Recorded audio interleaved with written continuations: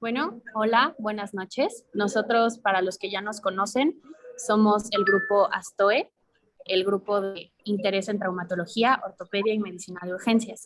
Esta es la segunda ponencia que damos en el periodo de enero-mayo 2023 y es sobre el papel de la fisioterapia en lesiones deportivas. El día de hoy nos acompaña el doctor Víctor Alonso Pérez Dávila, que va a ser nuestro ponente. Él es licenciado en terapia física por el Instituto Nacional de Rehabilitación. Tiene una maestría en fisioterapia deportiva por la UVM y por la Universidad Europea, el Campus Madrid. Actualmente está cursando el doctorado en actividad física y deporte con línea de investigación en prevención y readaptación a lesiones deportivas. Cuenta con cursos de posgrado en ecointervencionismo, terapia manual, entre otros. Laboró en la CONAM, en el Centro Médico ABC Santa Fe y actualmente labora en la Clínica Fisiolibrio. Es docente de práctica clínica de la UVM, Unitec y Anáhuac México Campus Norte. Y actualmente es docente catedrático en la Universidad Anáhuac México Campus Norte. Sin más por el momento, los dejo con este excelente ponente y excelente doctor. Muchas gracias, doctor Alonso. Hola, ¿qué tal? Buenas noches. El, el formalismo no es lo mío, entonces díganme Alonso con toda confianza, ¿vale? Pues miren, gracias por la presentación. Como lo vieron en mi currículum, de profesión soy fisioterapeuta. Obviamente, pues he estudiado un par de cosillas más y todo va enfocado pues, directamente al tema deportivo. Obviamente, pues, principalmente pues, porque soy fanático del deporte, pero realmente es mi área en la que me desempeño mayormente en mi práctica privada. Y pues bueno, el objetivo es compartirles un poco para que entendamos cuál es el papel de un fisioterapeuta en el área deportiva. Les voy a explicar un poquillo acerca de cuál es la diferencia real de un fisioterapeuta convencional, digamos, alguien que solo ve lesiones ortopédicas, a alguien que ve lesiones ya mucho más enfocadas al deporte. Y vamos a lograr comprender con esta plática que el tema deportivo no solo es para deporte de élite. El deporte de élite entendamos a un Michael Phelps, a un Lionel Messi, a un Cristiano Ronaldo. Vamos a ver que deportistas dependen mucho del rendimiento y cómo nosotros como fisioterapeutas vamos a intervenir de muchas maneras, más allá de solo pensar que intervenimos cuando la gente se lesiona. ¿Ok? Antes que otra cosa, para entrar en materia, pues vamos primero a entender qué es esto y quién nos avala como fisioterapeutas deportivos o cómo se define esta área de la fisioterapia en la parte específica del deporte. Empecemos primero porque toda la fisioterapia a nivel mundial está avalada por la Confederación Mundial de Terapia Física, siglas en inglés WCPT. ¿Y qué nos dice esto? Que la fisioterapia del deporte o la fisioterapia deportiva es un conjunto de métodos, técnicas, actuaciones que mediante el uso, aplicación de agentes físicos previenen, recuperan y readaptan personas con disfunciones de la producidas por la práctica del deporte y o ejercicio en sus diferentes niveles. ¿Qué significa esto? No se necesita ser el deportista profesional que vemos en televisión y demás para que tú puedas acudir a un fisioterapeuta deportivo. No se necesita solamente estar lesionado para que un fisioterapeuta deportivo pueda intervenir en tu práctica deportiva. Podemos intervenir desde la parte preventiva, podemos intervenir en el manejo de la lesión e incluso, que es ahora la parte en la que yo me dedico mucho más, podemos intervenir principalmente en readaptar a un deporte buscando que esta persona, siempre y cuando no sea una lesión de trauma, evite regresar a este tipo de lesiones. Siempre vamos a trabajar de la mano de un equipo que está compuesto por varias disciplinas, porque no trabajamos solos. Trabajamos de la mano con metodólogos, que son quienes diseñan todo un proceso de entrenamiento, los mismos entrenadores de los equipos. Trabajamos con médicos de ortopedia y traumatología, trabajamos con nutriólogos, trabajamos con psicólogos deportivos. Entonces el equipo que gira en torno a un deportista se vuelve grande y no necesariamente tiene que ser en un atleta profesional. Hay gente que incluso le invierte en su acción deportiva, así sea deportista recreativo. No necesariamente el nivel de rendimiento es lo que determina cuánta gente va a participar en el equipo multidisciplinario para atender una lesión en un deportista. Ahora, En temas de la fisioterapia del deporte, vamos a tener varias competencias y ahorita les voy a platicar más adelante de las 4 vertientes principales, pero después de eso les voy a comentar sobre otras competencias en las cuales el fisioterapeuta deportivo puede incluir. Uno de los objetivos en la fisioterapia del deporte es que debemos recuperar la funcionalidad del deportista lo antes posible. Hay un dicho en la fisioterapia del deporte, dicho más por los pacientes que por los terapeutas, es lo quiero rápido y bien hecho. Todo el mundo cuando se lesiona quiere regresar lo más rápido a su vida diaria, pero el deportista mucho más a prisa. ¿Por qué? Porque tiene competencias por delante. El deportista profesional, que a un equipo deportivo le cuesta mucho dinero tener a un deportista parado. Y el deportista recreativo, porque es algo que disfruta y quiere regresarlo de la mejor manera. Buscamos, más allá de acelerar los procesos biológicos, porque meternos en tema biológico, realmente hay pocas cosas que comprueban que aceleremos tiempos, más bien hacemos tiempos y procesos biológicos eficientes para recuperar la lesión. Y vamos a buscar limitar al atleta o al deportista de su actividad física o de su entrenamiento la menor cantidad de tiempo posible. Ese es como nuestro objetivo principal. Obviamente sin comprometer la salud del atleta.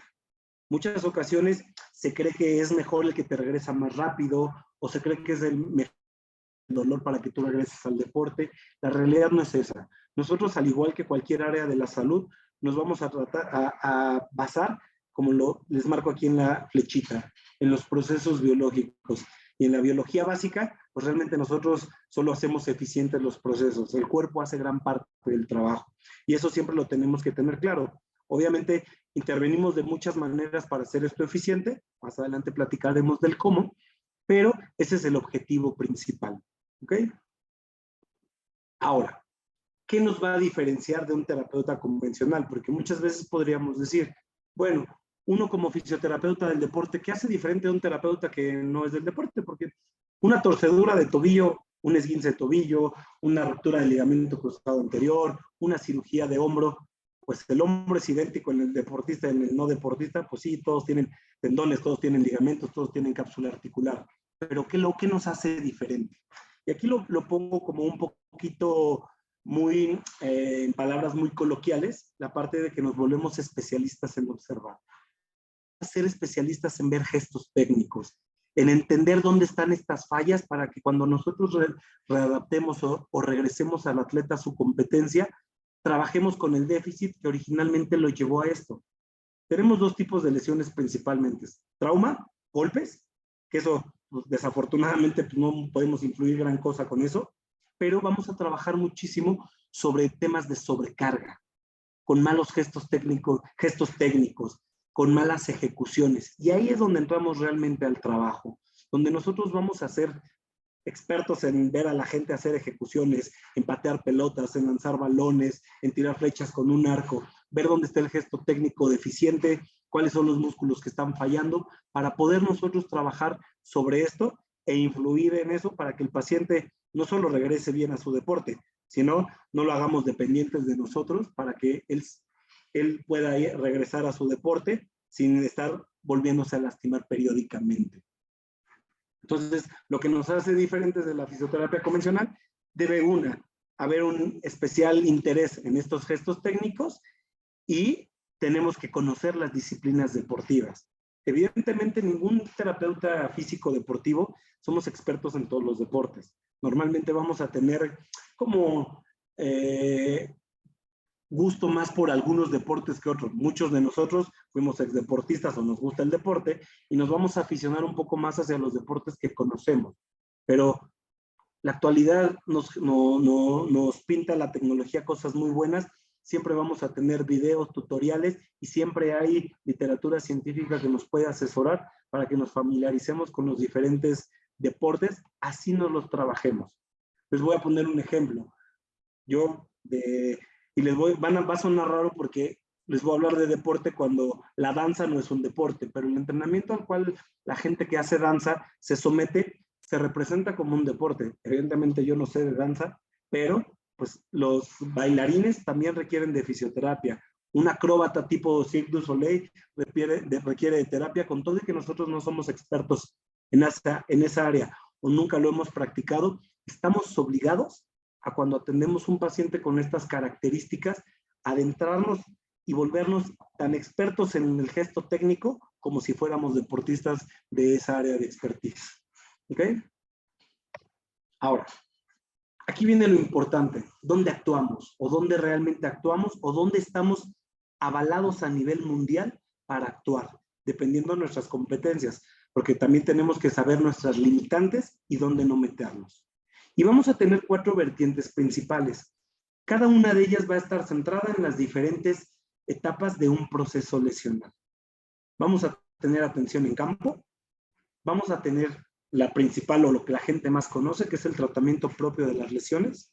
Vamos a actuar mucho en la prevención y donde me voy a meter ahorita a explicarles un poquito más porque es la parte más interesante que ahí nos diferencia más de cualquier terapeuta que no se dedica al deporte, en la readaptación deportiva o lo que coloquialmente en el argot de salud conocemos como el regreso al juego o el return to play.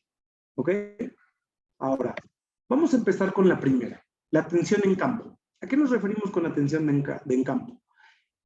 Vamos a tener que ser capaces de responder apropiadamente en la lesión aguda, tanto en una competencia como en un campo de entrenamiento.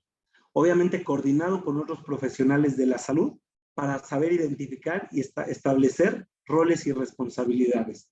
¿A qué me refiero con esto? A mí Alonso me mandan a cubrir un evento deportivo. Ejemplo, voy a una competencia de natación y de repente un atleta se para, pierde el conocimiento. A ver, yo no entro y me aviento al agua a sacarlo. Hay un salvavidas que se mete por él y toma su rol, lo saca del agua. Si perdió el conocimiento, si hay que aplicar RCP, les toca esa parte y yo, terapeuta, no me meto. Pero viene una parte donde a lo mejor el mismo nadador se avienta un clavado y se le luxa el hombro. No hay médico en campo y soy el terapeuta. Me toca identificar el tipo de lesión y actuar como el primer auxilio. En este caso, pudiéramos poner como un ejemplo, inmovilizar. Como no sabemos si hay fractura o no, inmovilizar ese hombro, mandarlo a rayos X, que tomen rayos X. Si no hay fractura, asistir quizá al médico traumatólogo o al que esté en urgencias a hacer la reducción de este hombro y ahí iniciar el tratamiento. Y cada uno de nosotros asumir nuestros roles, pero a los terapeutas también nos toca estar en campo para poder asistir. Un ejemplo bien clásico, ustedes cuando vean un partido en televisión de fútbol, soccer, que es lo más común del mundo, cuando se les da un calambre. ¿Quién es el experto en actuar ahí? Ahí nos toca a nosotros. ¿Han visto los que corren con su maletita y ponen su spray de cloro de etilo y demás? Pues que la mayoría de esos son fisioterapeutas. Los que están dando el masaje en el cambio de tiempo a tiempo en el vestidor es el fisioterapeuta. Entonces, esa es la atención que nosotros vamos a dar en campo. Obviamente, sin meternos más allá de lo que nuestra competencia legal o profesional nos da. Un ejemplo. En teoría todos debemos estar capacitados en primeros auxilios, pero a ver, hay ejemplos donde hay casos que tienen que incluso intubar en campo. El fisioterapeuta no sabe hacer eso. No porque seas el único que está ahí, tienes que llegar y hacerlo, algo que está fuera de tu competencia. Siempre ser responsables y, como en cualquier área de la salud, no comprometer la vida de un atleta o un paciente.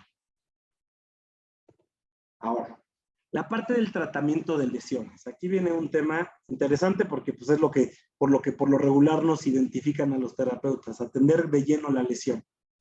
¿Cómo lo vamos a hacer? Nos vamos a basar en el razonamiento clínico, en analizar de lleno qué lesión es, por qué se lesionó, cómo es que llegó aquí con nosotros, qué queremos conseguir con esto. ¿Y a qué nos referimos con el razonamiento clínico? Con todas las herramientas que hemos aprendido a través de la parte académica, desde los test de valoraciones, las pruebas funcionales, aplicarlas todas a la lesión que tenemos enfrente. Nosotros como tal, aquí más adelante dice, vamos a hacer un diagnóstico y tratamiento fisioterapéutico. Y soy muy específico en la palabra, porque nosotros, con todo y que yo conozca los test ortopédicos para valorar una tendinopatía de un supraespinoso, una lesión de un tendón patelar, yo no soy el experto en hacer el diagnóstico morfológico o un diagnóstico de estructura. Para eso hay como escalafones o procesos que se tienen que seguir en el mundo ideal. Eso lo hace un médico del deporte, un médico traumatólogo o ortopedista, incluso, lo puede hacer hasta un médico que son médicos de equipo, que son los que diagnostican. Y ya a nosotros nos toca hacer un diagnóstico fisioterapéutico. ¿Cuál es la diferencia? Uno diagnostica la estructura y el otro va a diagnosticar cómo es que esa estructura falló. Esa es como la piedra angular de la diferencia entre los dos diagnósticos que vamos a hacer. Esa sí es la chamba del fisioterapeuta. Entender cómo le pasó para que no le vuelva a pasar. Y obviamente diseñar el tratamiento fisioterapéutico. Vuelvo a ser enfático en fisioterapéutico porque, a ver, a mí me llega un paciente y me dice, oye, es que mira, me torcí el tobillo, tal. Yo no le voy a decir, a ver, tómate un antiinflamatorio. No está dentro de mis competencias legales. Para eso tenemos un médico que es el encargado de hacer eso.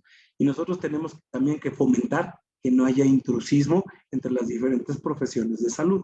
Entonces, con todo y que yo pudiera haber tomado un curso, una certificación de farmacología básica, lo que ustedes quieran, que no es mi caso, evidentemente, yo no tengo las competencias legales de meterme más allá del tratamiento fisioterapéutico. Al igual que en este caso los médicos del deporte, los médicos ortopedistas, ellos diagnostican, diseñan el tratamiento ya sea quirúrgico, ya sea farmacológico, pero el fisioterapéutico, pues hay que dejárselo al fisioterapeuta.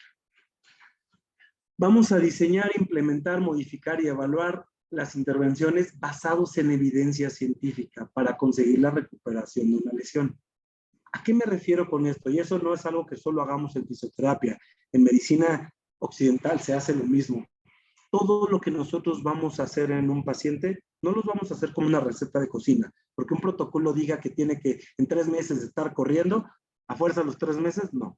Toda esta evidencia científica actualmente disponible tenemos que usarla para diseñar tratamientos probados y buscar siempre el tratamiento mejor avalado y más eficaz para un paciente, no el que mi experiencia cree que es mejor. Y la realidad es que nosotros, al igual que me imagino que es en medicina, tenemos que empezar a ejercer de esa manera. Estamos muy acostumbrados, a veces tristemente, a ejercer basados en la experiencia, más allá que en la evidencia. Y tenemos que cambiar ese chip.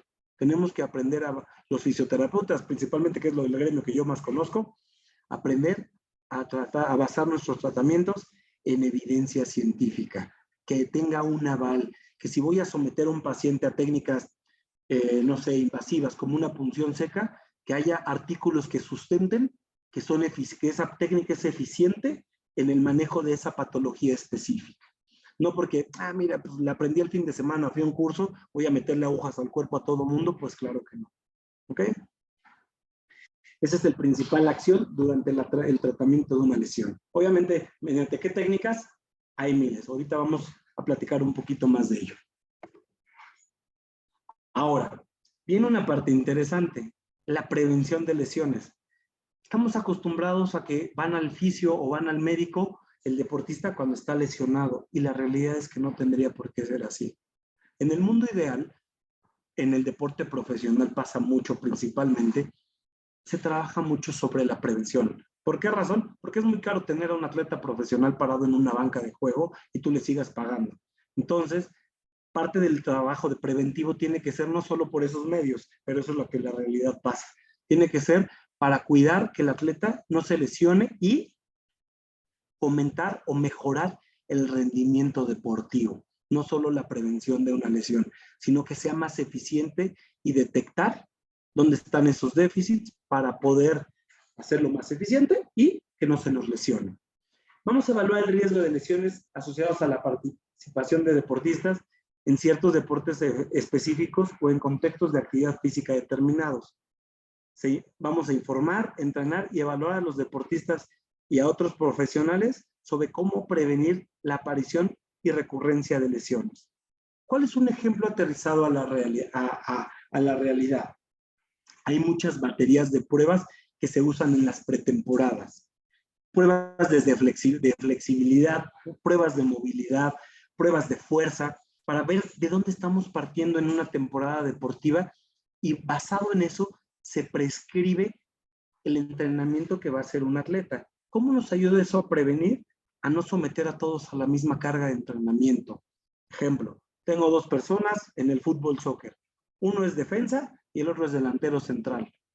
Obviamente, el desempeño en el campo no es el mismo, entonces los tengo que evaluar y diseñar tratamientos, intervenciones diferentes.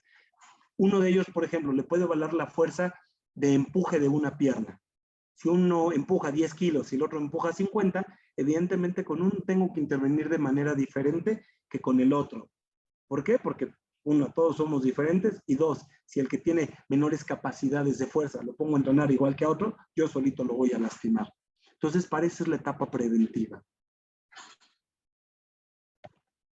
Y ahora, la que más me gusta, la fase de la readaptación deportiva. Ese es donde nosotros, o teóricamente, el terapeuta deportivo tiene que ser su área de expertise. Es un proceso sistemático que es realizado con el fin de llevar al deportista a recuperar la máxima funcionalidad posterior a una lesión deportiva, donde intervienen distintos profesionales que buscan trabajar en equipo durante este proceso. ¿Qué significa? Es cuando nosotros vamos a regresar a alguien por lo menos buscando el mismo rendimiento deportivo que tenía antes de su lesión, e incluso intentar llevarlo siempre a una parte superior. Es como esta conexión entre el proceso de cicatrización, recuperación funcional de una estructura dañada llegó a su fin. Ahora viene esta estructura que ya cicatrizó, ya sanó, llevarla a que rinda bien, o que rinda incluso mejor que antes, para que no se nos vuelva a lesionar. Obviamente, no se trabaja solo. ¿Por qué? Porque vamos de la mano con el nutriólogo, porque la nutrición es importante en la recuperación de una lesión. Vamos de la mano con un psicólogo, porque muchos atletas se vuelven a lesionar por el miedo o algo que nosotros conocemos como kinesiofobia. Ejemplo, alguien que se lastimó en el fútbol metiendo un taponazo brusco, la realidad es que no va a regresar con la misma confianza a meter el pie. Entonces trabaja de la mano del fisio, del preparador físico y del psicólogo, explicando y trabajando con esos procesos de miedo, de evitación de las situaciones y demás. Y esto se va a dividir en varias fases. Ahorita vamos a hablar de ellas y por eso les decía que voy a ahondar un poco más en esa parte.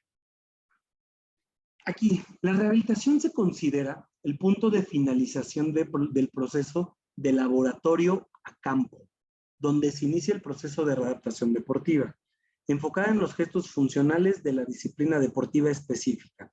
¿A qué se refiere con el punto de finalización del proceso en laboratorio? Lo que poniéndolo coloquialmente, se finaliza el trabajo en el consultorio o en la clínica para llevarlo al verdadero campo de juego, al campo de fútbol, a la cancha de básquetbol, a la alberca, a la cancha de tenis, a agarrar la raqueta de nuevo, a lanzar el balón lejos, a volver a golpear un saco de boxeo, cosas de ese estilo. Volver a correr en la pista de atletismo, regresar, por ejemplo, a la bicicleta.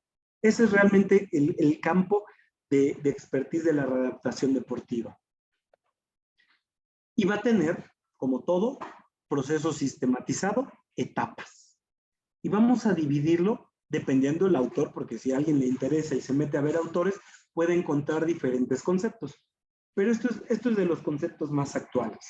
Vamos a regresar, que vamos a encontrar el regreso a la participación, el regreso al entrenamiento, ahorita voy a detallar cada una de ellas, el regreso al deporte y el regreso al performance.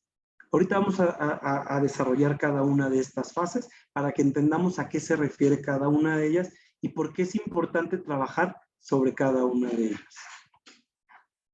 Primero, el regreso a la participación. El atleta es físicamente activo en algunas habilidades, pero aún no se encuentra preparado para tolerar las demandas físicas y fisiológicas para entrenar y para competir. ¿A qué nos referimos con esto? El atleta ya es capaz de saltar en una pierna, saltar en dos piernas, agacharse, lanzar un poco contra una pared en situaciones controladas, pero todavía no está listo para tolerar, ejemplo, un pitcher, 9 entradas de un juego. En un nadador, para nadar su prueba de 50 metros. Y todavía no está capacitado para tolerar la demanda que exige la etapa del entrenamiento en la que se encuentra, ejemplo, su equipo completo.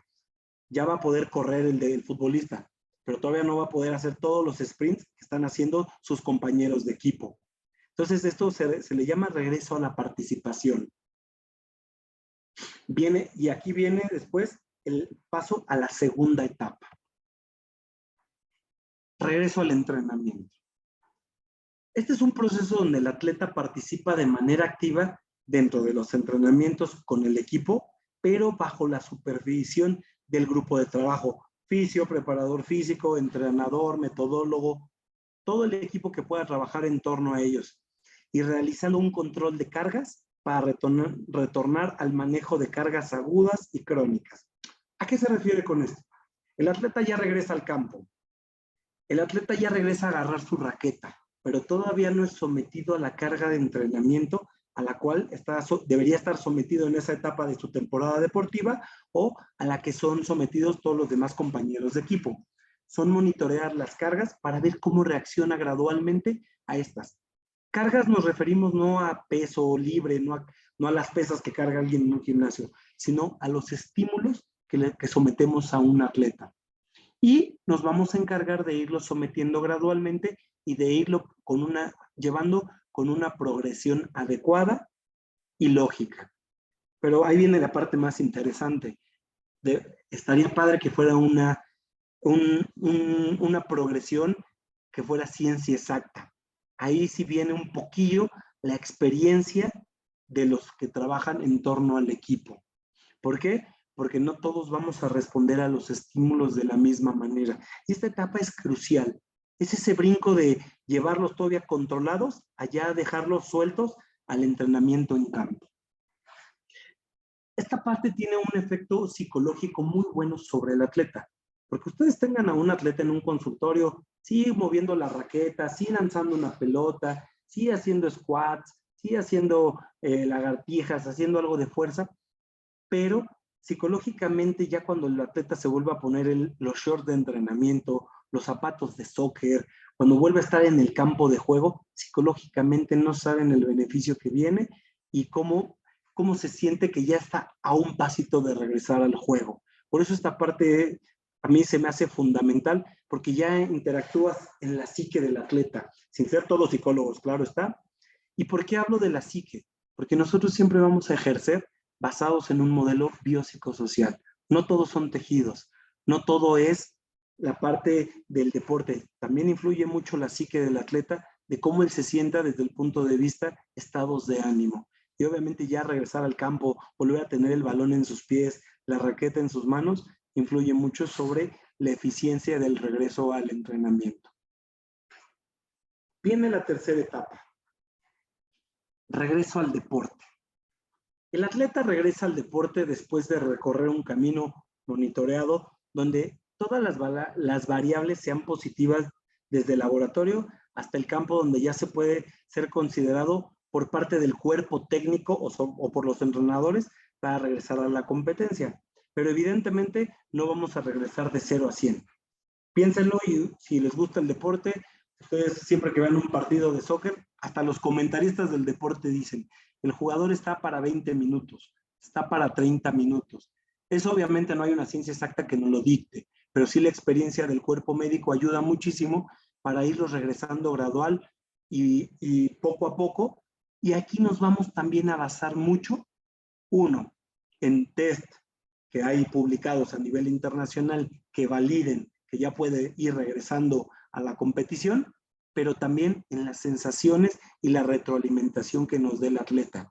Ejemplo, el atleta te va a decir, híjole, todavía me da miedo hacer un sprint, todavía me da miedo saltar a mi máxima capacidad, todavía no suelto bien la pierna para golpear fuerte, todavía el revés en el tenis me da un poco de miedo porque siento todavía frágil el hombro.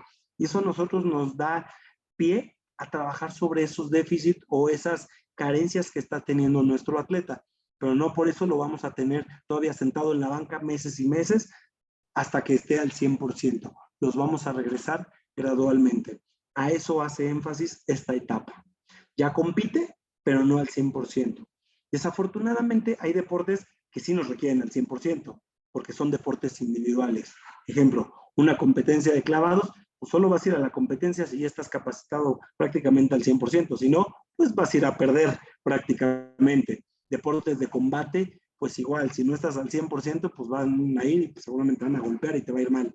Esto aplica a veces un poquito más para deportes de conjunto, deportes donde puede haber sustituciones, ejemplo el soccer, el básquetbol, el voleibol, deportes en los que podamos ir graduando el nivel de competencia. Y viene la última parte, el regreso al performance. Esta es la finalización del proceso formal de la readaptación deportiva, donde el jugador o atleta continúa con el trabajo con el equipo, realizando entrenamientos de manera normal y el rendimiento óptimo después de la lesión lo va a determinar el jugador. Sería utópico decir que todos los atletas después de una lesión regresan al 100% de su rendimiento deportivo, pero incluso hay artículos publicados en las diferentes lesiones donde se hablan de los diferentes porcentajes de atletas que sí regresan al 100% y otros que desafortunadamente no van a regresar quizá nunca a su máximo rendimiento. Pero nuestro trabajo es siempre buscar este óptimo rendimiento e incluso llevarlos por encima de su rendimiento anterior, o sea, llevarlos a mejores capacidades. Y esta es como la parte donde obviamente el readaptador deportivo, el terapeuta físico deportivo, es donde se luce, donde hace su mayor trabajo. Y obviamente esta es la parte donde se lleva los aplausos o los regaños, porque es la parte pues donde nosotros decimos, híjole, nunca lo regresé a su óptimo, o ¿qué creen? Sí regresó y regresó mejor que antes. Y no solo depende de nosotros, depende de muchas variables, pero bueno, cuando es una lesión física, pues ahí sí es donde nos llevamos todos los aplausos o toda la culpa. Ahora, monitorización de la carga. Para que todo este proceso se lleve a cabo y pasemos de fase a fase, viene algo que le llamamos monitorización de la carga. Carga, o siempre que escuchen la palabra carga, hablando de fisioterapia, y específicamente en este caso de fisioterapia deportiva, entendámoslo como estímulos. Estímulos puede ser una sentadilla o toda la rutina de ejercicio. Este es el pilar esencial del proceso porque es el seguimiento y la evaluación mediante la cuantificación de datos que brindan herramientas tecnológicas y test validados, donde estos datos permiten crear cambios y ajustes en el entrenamiento y el programa de readaptación. Y nos ayuda a tomar decisiones basadas en datos objetivos y un poco más exactos en este proceso. ¿A qué nos referimos con esto?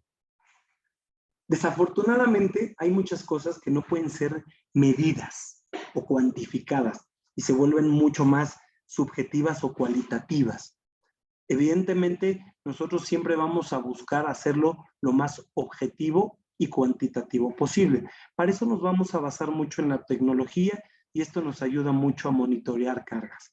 Obviamente, en el mundo ideal, pues vamos a usar la mayor tecnología, retroalimentadores, dinamómetros de fuerza, aparatos que nos ayudan a medir sofisticadamente cuántos kilos empuja alguien en un peso libre y demás. No siempre se tiene y tenemos que recurrir a test validados que nos ayudan a medir o cuantificar o de tomar decisiones para que un atleta regrese al juego. ¿Cuál es un ejemplo de ello? Un paciente posterior a una reparación de ligamento cruzado anterior. Uno de los cánones que dictan la mayoría de protocolos es medir la simetría del área de sección transversal de un músculo. ¿Cómo se hace? A través de mediciones ecográficas, medimos el vientre muscular y vamos a buscar por lo menos un 90-95% de simetría de la pierna operada contra la otra. Ok, no tenemos ecógrafo, tenemos un dinamómetro, que por lo menos la carga sea del 90 al 95% en relación pierna sana contra pierna operada. No tenemos dinamómetro, perfecto. Hay pruebas validadas como por ejemplo las pruebas de salto o hop test, donde vamos a buscar longitud de salto, que el lado operado contra el lado sano tengamos otra vez 90-95% mínimo de simetría para poder tomar decisiones y regresar a alguien al juego. A esto nos referimos con medir o monitorear la carga. Los artículos siempre nos van a mostrar el mundo ideal, poblaciones controladas, poblaciones que se estudiaron, pero fueron incluidas basadas en ciertos criterios de inclusión. El mundo real no funciona de esa manera. Y a veces los artículos nos dicen, en 6 meses el atleta tiene que estar regresando al campo, pero nosotros, basados en la evidencia científica y usando también nuestro razonamiento clínico, vamos a tomar estas herramientas o estas pruebas para decir, híjole, ya tiene 6 meses el atleta y con todo y que el protocolo decía que en 6 meses, si no ha cumplido estos criterios, pues me llevaré 7, 8, 9, 10, 12 o los meses que el atleta necesite. Porque si no, ¿qué pasa? Vienen las recaídas. Ejemplo, la lesión del ligamento cruzado anterior, publicado por la revista británica de medicina deportiva, tenemos un 18% de recidiva. ¿Es alto? Es altísimo. Está probado en población de la UEFA, de los jugadores de la UEFA. Entonces, imagínense, de 100 atletas, 18 se vuelven a lesionar. Atletas profesionales, es un mundo, es mucha gente. ¿Cómo vamos a hacer que esto lo vamos a buscar reducir? Basado en esta evidencia científica que nos dice que si los atletas no cumplen ciertos criterios, así hayan llegado o cursado 6, 7, 8 meses que dicta el protocolo, no se regresan al juego. O bueno, o al menos ese es el mundo ideal. Ahora, tenemos otras áreas de competencia. Por ejemplo, la competencia 1, la mejora del rendimiento deportivo. Ya fuera de la atención en campo y la atención de lesiones, la prevención y la adaptación deportiva, entramos en otros factores. La mejora del rendimiento deportivo. Contribuimos, porque no lo hacemos solo, nos apoyamos también de los entrenadores, de los metodólogos, del preparador físico. Contribuimos a mejorar el rendimiento deportivo. ¿Cómo? Haciendo evaluación del perfil físico y de rendimiento y realizando intervenciones sobre estos déficits para optimizar las fallas en gestos técnicos, en cargas de entrenamiento, porque sin ser metodólogos también sabemos un poco de metodología deportiva. Entonces podemos ayudar en este proceso para que el atleta cada día desarrolle mejor sus capacidades. Recuerden que siempre el atleta, su objetivo es mejorar. Entonces, no necesariamente tiene que venir lesionado conmigo para que yo pueda trabajar con él. Un ejemplo muy práctico, hay pacientes que me dicen, oye, fíjate, cuando tiro mi revés en el tenis, como que me siento tieso, me siento rígido en el movimiento. Yo, terapeuta, mi cabeza no piensa en la rigidez, piensa en cuál es el torque o la fuerza que va a desarrollar el tronco a la hora de golpear. Pues bueno, intervengo y meto cargas de trabajo sobre ese torque o esa calidad o capacidad de rotación del tronco para mejorar el golpeo. Obviamente yo se lo digo al paciente con palabras mucho más sencillas, pero nosotros en nuestro ámbito científico pues pensamos de esa manera. Y esa es otra de nuestras competencias donde podemos influir. Una segunda competencia. Vamos a promocionar un estilo de vida activo y saludable. ¿A qué me refiero con esto? Ojalá todo fuera deporte de elite, porque a todo mundo nos gusta ser el terapeuta de Cristiano Ronaldo, pero no todo mundo vamos a trabajar con eso. También vamos a influir en la actividad física y vamos a ser promotores de un estilo de vida saludable. Nosotros en México, y ustedes seguramente lo van a conocer y a lo largo de su carrera de medicina lo van a escuchar, somos el segundo lugar mundial en obesidad de adultos, primero en obesidad de niños, somos primer lugar, si no mal recuerdo, en diabetes. Y a nivel mundial se publicó una guía donde hay un plan terapéutico a nivel mundial, porque la falta de actividad física o la baja actividad física desencadena muchas enfermedades que están catalogadas como enfermedades no transmisibles. Hipertensión, diabetes, obesidad. Entonces nosotros también como fisioterapeutas deportivos tenemos que influir en esta población que no hace deporte, que hace ejercicio o que queremos fomentarles la actividad física, el ejercicio y o el deporte. Y colaboramos con otros profesionales para promover la participación segura en deportes y actividades para personas de todas las habilidades, no solo el atleta de élite, también esa persona adulto mayor que quiere iniciar a hacer caminatas en calle. Este joven que no es tan hábil para el deporte, pero le gusta ir al gimnasio, promoverlo para que no lo deje, pero lo haga de forma segura. Proveemos la orientación al igual que en las otras competencias basadas en evidencia científica, y vamos a buscar influir recomendando las actividades más adecuadas para cada una de las personas a fin de minimizar los riesgos de una lesión y evidentemente promover la salud. Entonces, también nuestra competencia va en fomentar que la gente se mueva, camine, haga actividad física, haga ejercicio, pero de forma responsable y segura. Ahora, una tercera competencia. También participamos en la investigación. El terapeuta también, yo se los digo de primera persona, también participamos en la investigación. ¿Por qué? Porque así como los médicos y otras áreas de la fisioterapia trabajan en la investigación para hacer publicaciones científicas, para la promoción de la salud, para diferentes nuevos tratamientos, para comprobar que los tratamientos realmente están funcionando o descartar tratamientos que luego salen como tratamientos super wow y descartarlos y decir, no, ¿qué crees? Este no funciona tanto. También intervenimos en la investigación científica y nos ayuda para evaluar críticamente nuestra práctica en relación a la nueva información que va saliendo, identificando cuestiones sin resolver para su posterior estudio, y se implicará en dirigir estas cuestiones a diferentes niveles. Obviamente todo el mundo quisiéramos publicar en la revista británica o como ustedes quizás si alguien va a la medicina interna en la Lancet, pero a ver, también podemos participar en revistas que a lo mejor no sean de tan alto impacto, pero que ayuden a la comunidad científica a descartar o hacer validados ciertos tratamientos que quizá solo medio se conocen. Una cuarta competencia. Vamos a promover las buenas prácticas y la docencia. Vamos a promover la información más actual y las innovaciones a otros profesionales y los gestores mediante diferentes medios de enseñanza. ¿A qué me refiero?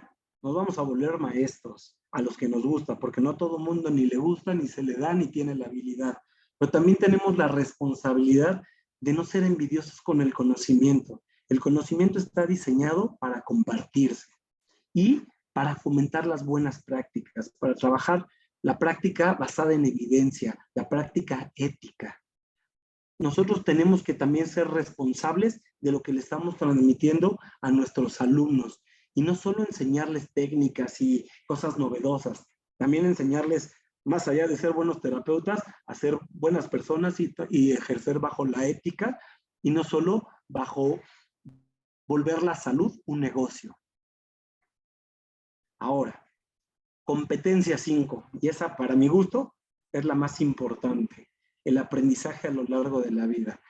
Estamos obligados como profesionales de la salud y los terapeutas deportivos no somos la excepción a mantenernos informados, actualizados y de forma crítica participar en la adquisición de nuevo conocimiento y compartir el conocimiento.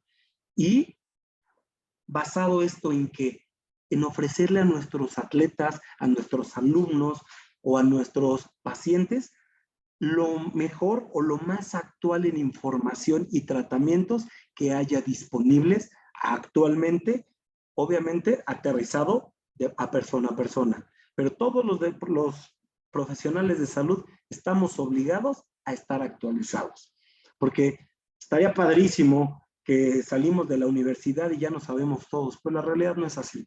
La realidad es que van saliendo cosas nuevas, se van descartando cosas, van saliendo nuevos tratamientos, vamos descartando cosas que antes se creían, vamos incluyendo nuevas técnicas a nuestro repertorio terapéutico y todo en pro de darles el mayor beneficio a nuestros pacientes, porque no se nos puede olvidar que siempre el centro de la atención es el paciente y no el tratante.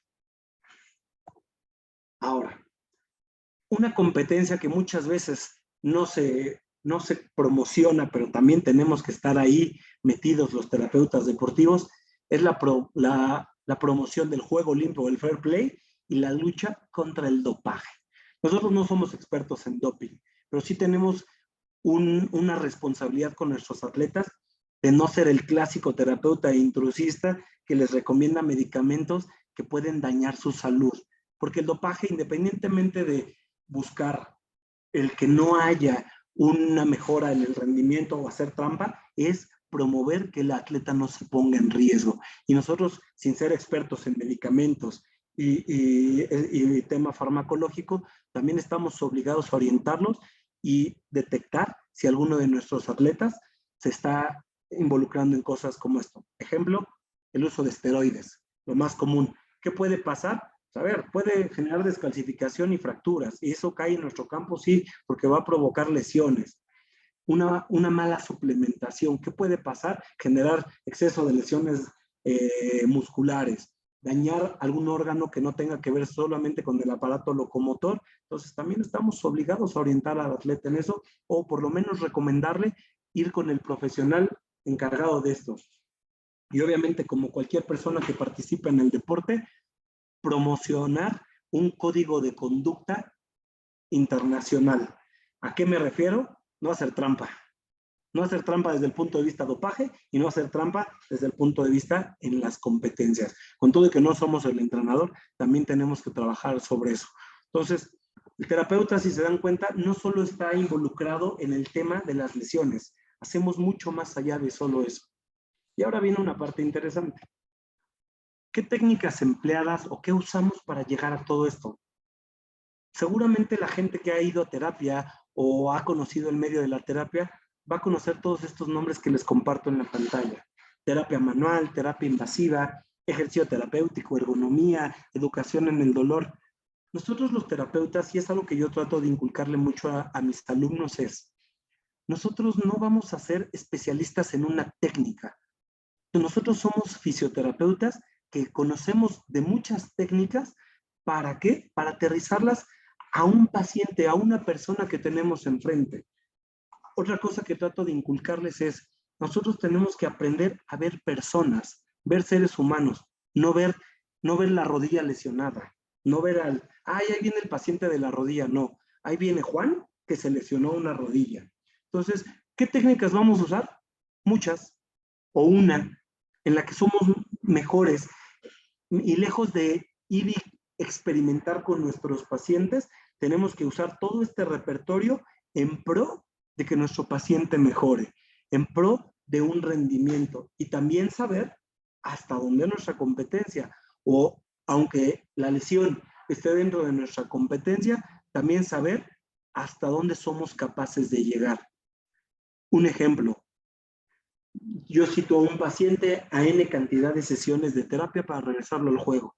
También tengo que saber ser responsable y decir, híjole, ya no estoy sabiendo qué hacer, y también saber cuándo referirlo con otro profesional de la salud que quizá vea algo que yo ya no estoy sabiendo hacer. Entonces, en resumidas cuentas, los fisioterapeutas deportivos actuamos en varias vertientes. En lesiones, en prevención, en educación al paciente, pero también tenemos competencias no solo en el deportista, sino también en la población en general que se dedica al ejercicio o a la actividad física. ¿Ok? Pues en cuanto a términos técnicos, digamos que la presentación llegó a su fin, y ahora si tienen alguna duda, estoy abierto a la pregunta que ustedes gusten. Muchas gracias, doctor. Nos escribieron varias dudas, se las voy leyendo. Sí, claro.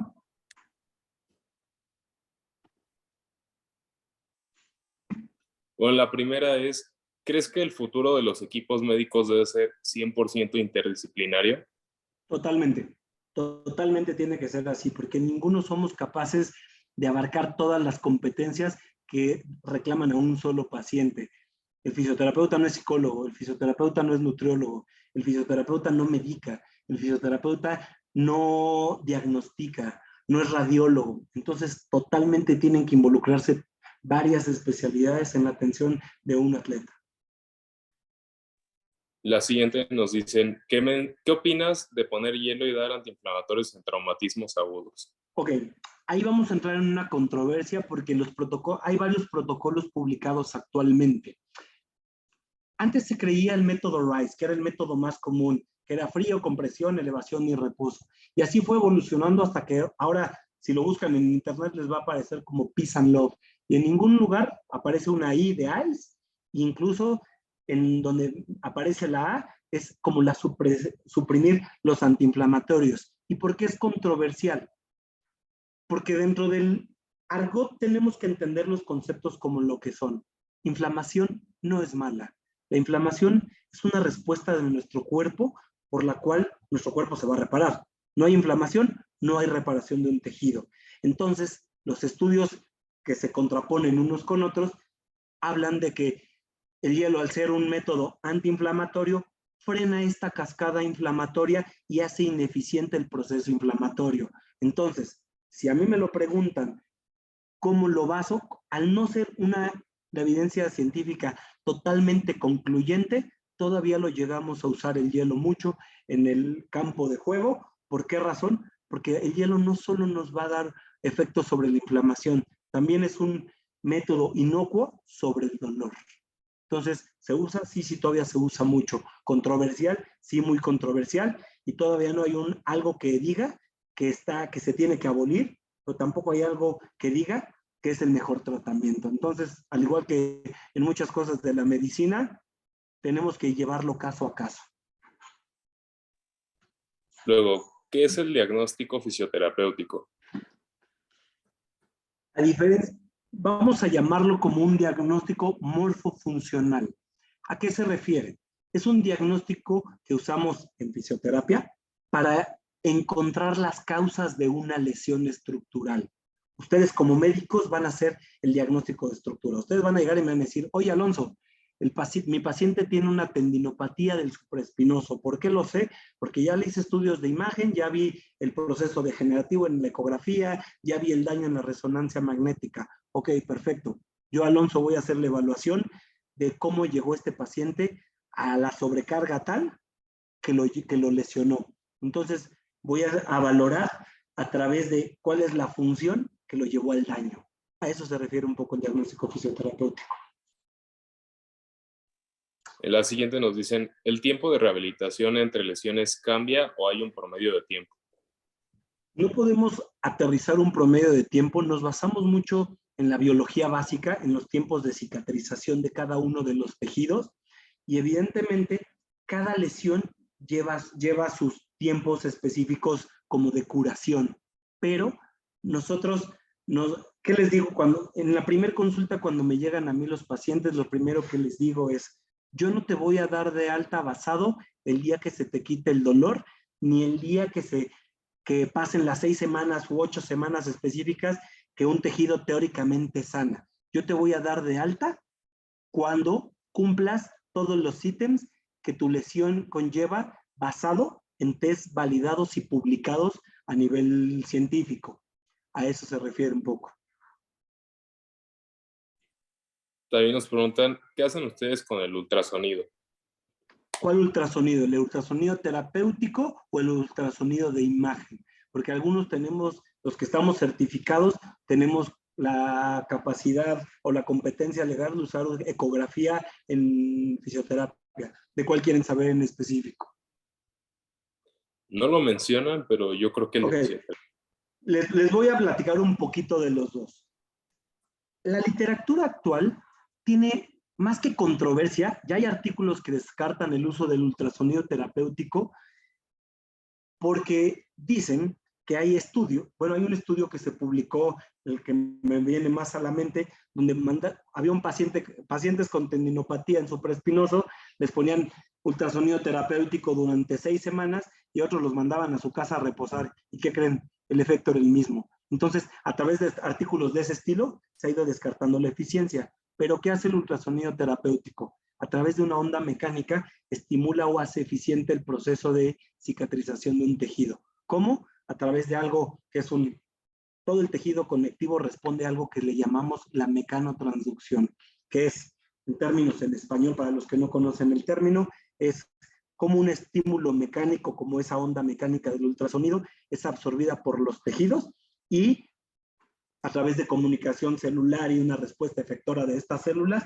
responde a través de un efecto químico, o sea, un cambio en el comportamiento o en las características viscoelásticas del tejido. Ahora, ¿qué hacemos con el ultrasonido de imagen? Lo usamos para hacer evaluación funcional. Yo no tengo la competencia legal para decir esta es una lesión grado 2 muscular, tal, tal, tal. Mi competencia en una lesión, por ejemplo, es hacer pruebas funcionales con imagen en tiempo real para ver dónde está el déficit biomecánico. Y 2, hacer ecointervencionismo. ¿Qué es el ecointervencionismo? Aquí con la flechita les señalo un aparatito que dice EFTE, no sé si lo alcancen a ver.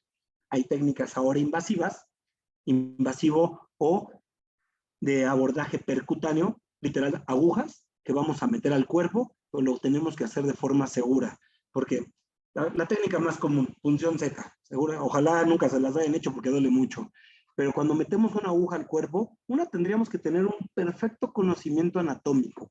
2, conocer toda la variabilidad anatómica que presenta el cuerpo humano.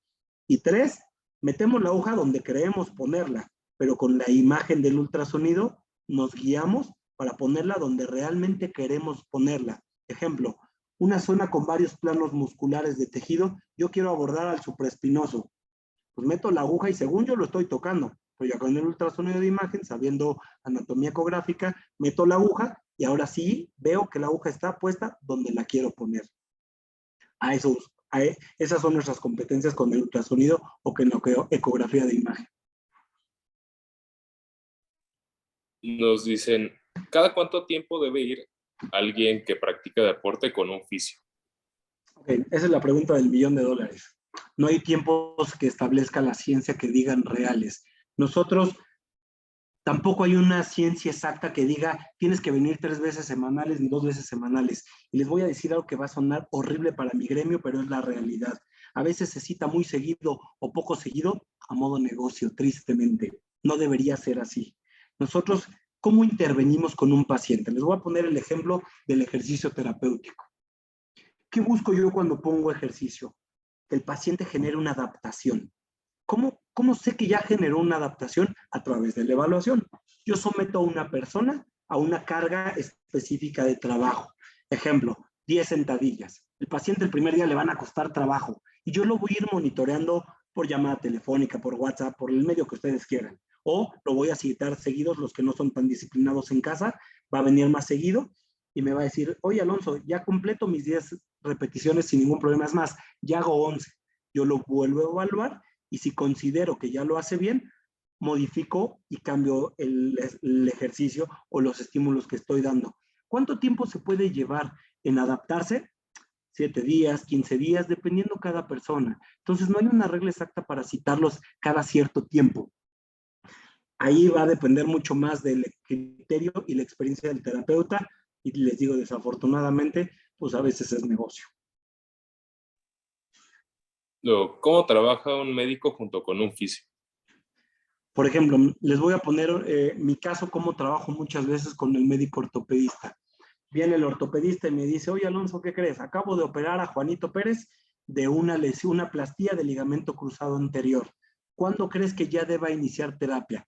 Yo basado en el criterio clínico o en protocolos que ya estén publicados, decirle, ¿qué crees? Podemos intervenir inclusive saliendo del quirófano, ¿cómo? Poniendo un movilizador pasivo. Y yo voy, hago mi intervención terapéutica y nos vamos retroalimentando el uno al otro. El médico lo cita, no sé, cada mes, lo ve en consulta y me marca, oye Alonso, ¿qué crees? Lo vi este mes y ¿qué crees? Todavía veo déficit en el cuádriceps. Bueno, con esa retro yo modifico mi intervención terapéutica. Después me dice, lo voy a citar en un mes. El día antes que vaya el paciente con el doctor, yo le marco al doctor, oye doc, ¿qué crees? El paciente, basado en las pruebas que le hice, ya recuperó casi el 100% de su fuerza en cuádriceps. Mañana que lo veas, retroaliméntame. Ese es como trabajamos en conjunto principalmente.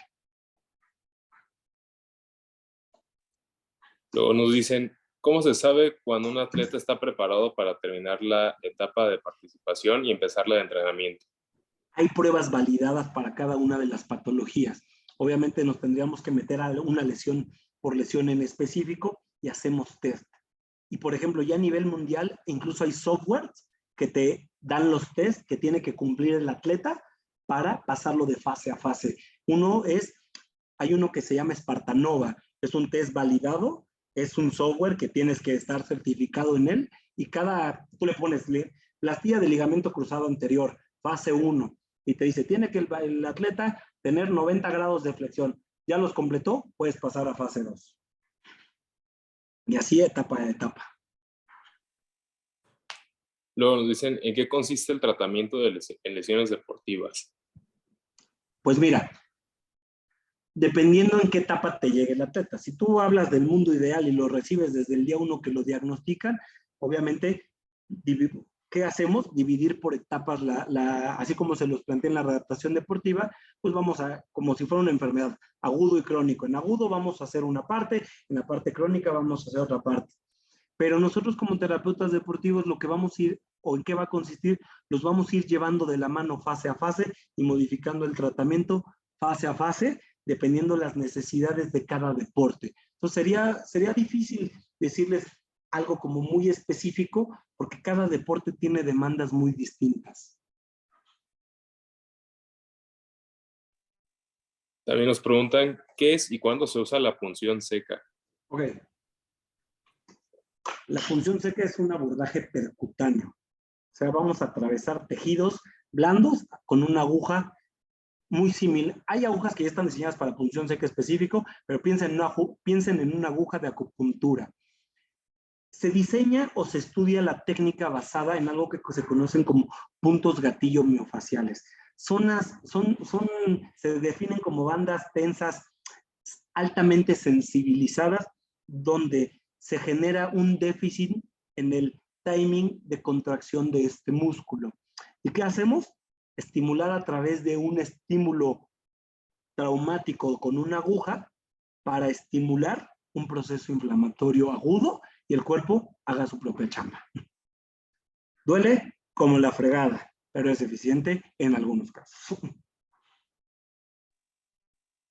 Que dice, hola, estás comentando algo súper importante, solo un atleta dando rendimiento puede quedar casi al 100% de cómo estaba después de una lesión de ligamento cruzado anterior. Normalmente a una persona común le dicen que nunca quedará igual, ¿es correcto? Miren, en el tema específico de una lesión pasa algo muy curioso. Yo siempre se los explico a los pacientes como la piel. Tú te cortas la piel con un cuchillo y va a pegar, va a volver a ser funcional, pero te va a dejar ahí una marquita que se llama cicatriz. En las lesiones pasa algo parecido. No necesariamente tienes no que quedar al 100%. Hay lesiones que estadísticamente es más frecuente que no recuperes el 100% del performance deportivo, pero nuestro objetivo es siempre buscar llevarlos al óptimo rendimiento y, como les decía, incluso buscar llevarlos mejor de lo que estaban antes para que no se lesionen. Pero sí es común que a veces haya secuelas, esa es la realidad. Me encantaría decirles que no hay secuelas, que quedas perfecto. Muchas ocasiones sí quedan secuelas, pero también depende mucho de qué tan disciplinado sea el atleta o el paciente en el trabajo que uno prescribe. Nos preguntan, ¿para qué se usa la electroterapia?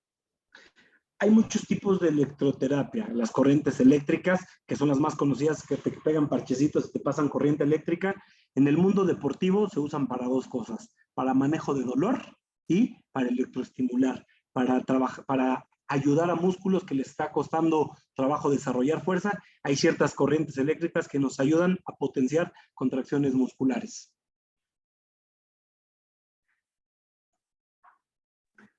Luego nos preguntan, mucha gente acude a personas con una preparación como quiroprácticos certificados. ¿Cuáles son las limitaciones de estos y hasta qué punto es mejor que se acuda al fisioterapeuta?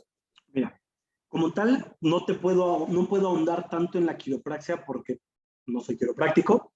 Si a mí me lo preguntas y lo que yo sé basado en artículos, porque la verdad es que sí soy medio piqui con eso y sí me informo de eso, es que tristemente en México, con todo respeto para los que son quiroprácticos, no hay muchas instituciones que avalen como un profesional con cédula profesional a un quiropráctico. Sé que en Estados Unidos sí hay como tal una carrera, no sé si tenga revalidación en México, te mentiría. ¿Qué pasa con el tema del quiropráctico? El quiropráctico, lo que yo entiendo es que sabe de anatomía, sabe de biomecánica, pero un quiropráctico que no está bien formado y no está bien certificado, no conoce todos los daños que puede hacer más allá del bien. Y yo les pongo un ejemplo muy sencillo. Las manos no son una máquina calibrada que va a ejercer kilogramos de fuerza específico a la hora de hacer una maniobra de alta velocidad o esto que conocemos como que me truenan el cuello.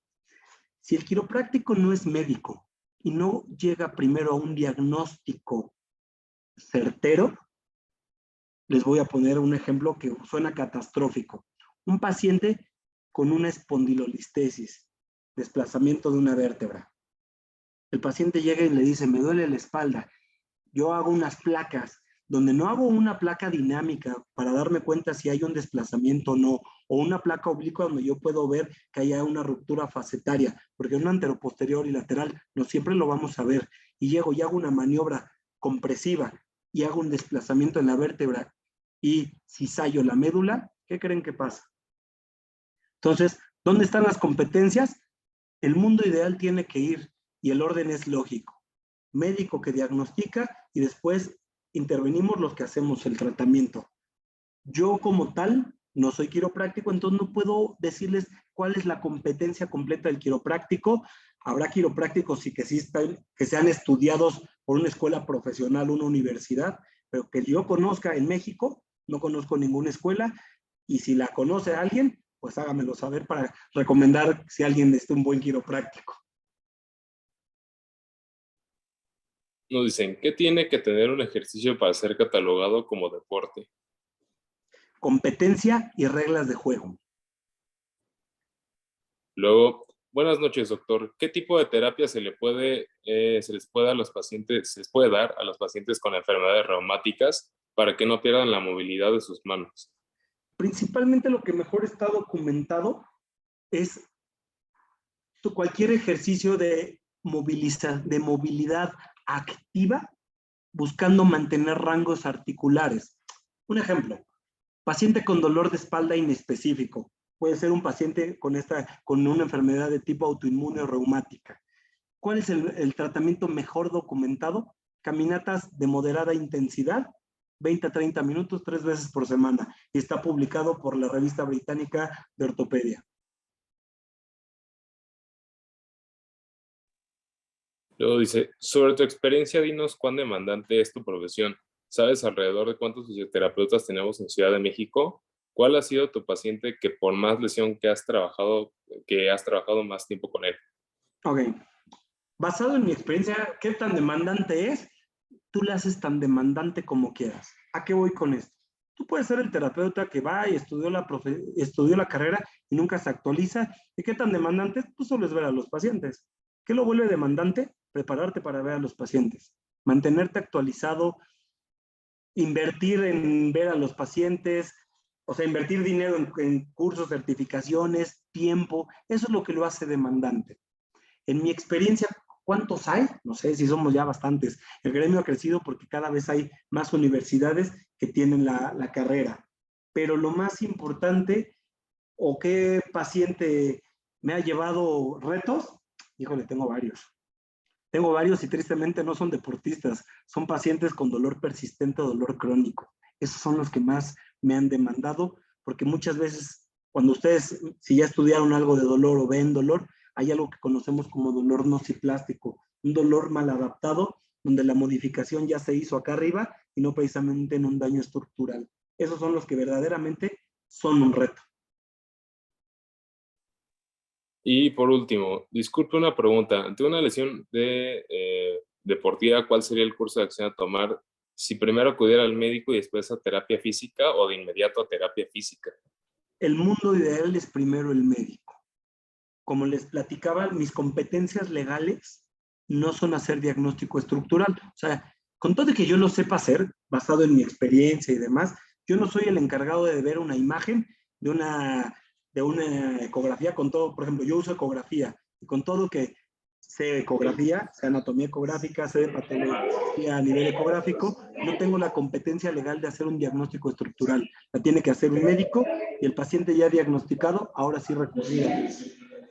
A veces, desafortunada o afortunadamente, no lo sé, a veces caen primero con uno. ¿Cuál es el trabajo ideal del terapeuta? Evaluarlo, escuchar a tu paciente, pero buscar referirlo primero con un médico, porque Acuérdense que los tratamientos multidisciplinarios no solo incluyen el ejercicio terapéutico, hay tratamientos farmacológicos, hay diagnóstico por imagen, que no es nuestra competencia. Pues bueno, muchas gracias, Alonso, por estar con nosotros hoy. Tenemos que terminar con la ponencia porque sabemos que muchos de ustedes tienen clases 8:30, pero gracias por aportarnos todo este conocimiento. Y les recordamos a los alumnos que la próxima semana no va a haber ponencia por ser Semana Santa, pero regresando el próximo jueves sí tendremos otra. Nada que agradecer, Ana, fue todo un placer y de verdad estoy a sus órdenes. Seguramente en algún momento nos podremos encontrar en la universidad, ya que trabajo ahí con ustedes.